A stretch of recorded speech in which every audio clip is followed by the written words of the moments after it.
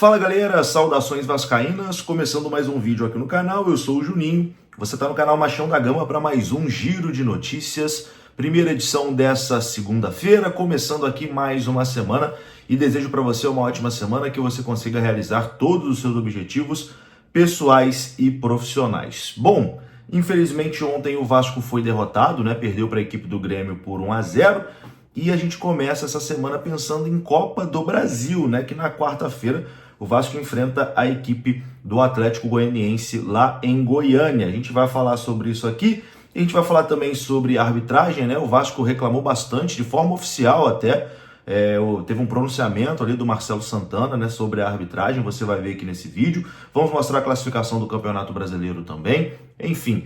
Bastante coisa para a gente conversar, o vídeo vai começar depois da vinheta. Antes eu conto com você deixando o like, que é muito importante, e conto com você se inscrevendo também aqui no canal Machão da Gama, beleza? Deixou o like, se inscreveu, rodou a vinheta.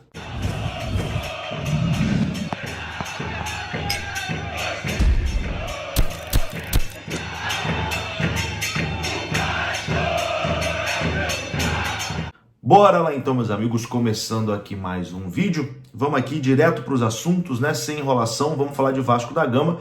O Vasco que ontem perdeu, 1-0 para o Grêmio lá em Chapecó, num gramado que não tinha condições, de ter futebol. O Vasco reclamou muito, o Verratti reclamou muito, o Rafael Paiva também reclamou bastante em relação ao gramado. Realmente não tinha como ter futebol, tava parecendo polo aquático, tava, enfim, constrangedor, foi um jogo ruim de assistir. E o Vasco acabou perdendo por 1-0 numa falha ali, da zaga. Léo Pelé falhou, Maicon falhou, Rojas falhou. Enfim, o Vasco acabou voltando para casa sem nenhum pontinho.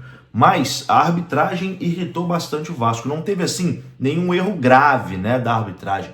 Nenhum lance grave, assim, que a arbitragem errou. Mas, desde o início, tinha uma tendência ali ao Grêmio. A gente via a arbitragem meio que marcando coisas para o Grêmio que não marcaria para o Vasco, um rigor excessivo para o Vasco e menos rigor para o Grêmio, e isso irritou muito, a direção do Vasco. Inclusive, o Marcelo Santana, diretor executivo de futebol do Vasco da Gama, fez um pronunciamento, reclamando ali da arbitragem e pontuou também outros erros contra o Vasco nesse Campeonato Brasileiro. Confira só. Toda a imprensa também. O Vasco da Gama, ele quer pontuar apenas como às vezes as arbitragens no Brasil já são pré-condicionadas desde antes das partidas, E como o árbitro às vezes entra excessivamente pressionado, o Vasco hoje não tem responsabilidade de pagar pelo erro que o Grêmio sofreu no jogo contra o Corinthians. Aí você vê, com 40 segundos, o árbitro de maneira precipitada já dá um amarelo para um atleta do Vasco. Ele já faz a sinalização para os atletas do Grêmio que esse tipo de pressão vai funcionar.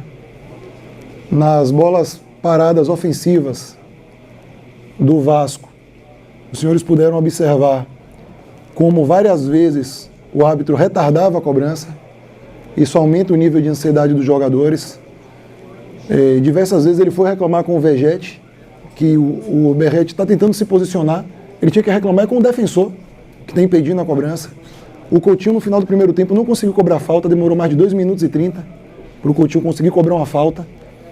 Então, teve outras situações aqui também que a gente pode pontuar no segundo tempo. Embora não tenha um erro grave e gritante, quando o Grêmio chegou à frente no placar, o árbitro, todas as vezes que o goleiro do Grêmio ia cobrar o tiro de meta, ele dava as costas. Então, o goleiro ganha confiança para ficar retardando a cobrança. Então tem algumas situações que vão nos chateando.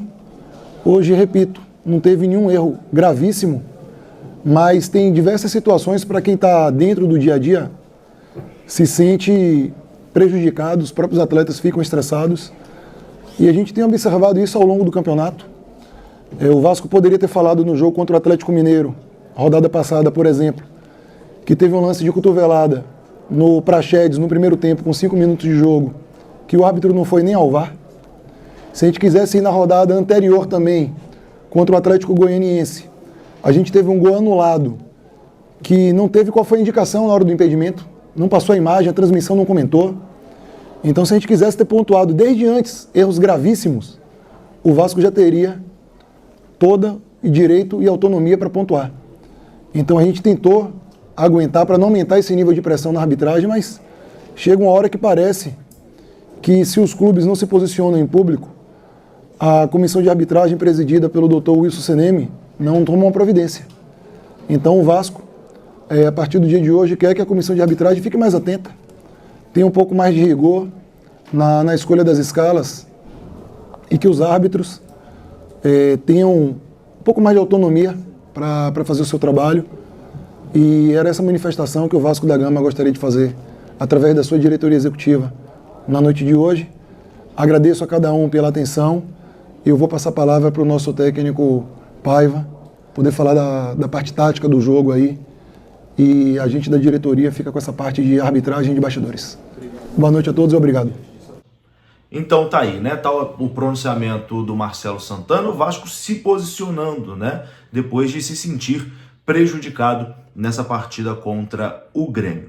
Quem também falou após a derrota foi o treinador Rafael Paiva. Rafael Paiva falou em voltar a pontuar, disse que o Vasco tem que voltar a pontuar. O Vasco tá aí, vem de 2 derrotas seguidas e tem um jogo de uma rodada que foi adiado, né? Então, assim, nas últimas 3 rodadas, o Vasco não pontuou, 2 porque perdeu e 1 porque não teve jogo, e acabou vendo os times ali da parte de baixo dando uma aproximada, né? Então o Vasco tem que voltar a vencer. Rafael Paiva fala sobre isso e também fala sobre Payet e Felipe Coutinho, né? Que jogaram ontem 45 minutos cada um. Confira só. O campeonato brasileiro é muito difícil, né? Falo isso o tempo todo.